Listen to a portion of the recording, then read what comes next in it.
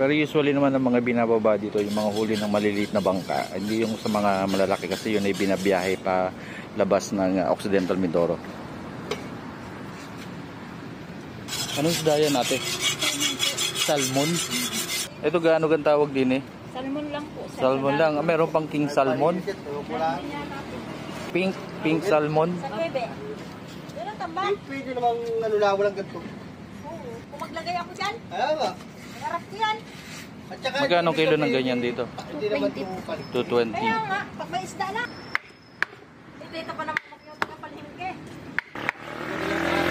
Doon, sa mga plaza ng munisipyo magtuyo. Dadaan mo na magtutuyo. Ayan. Magbanata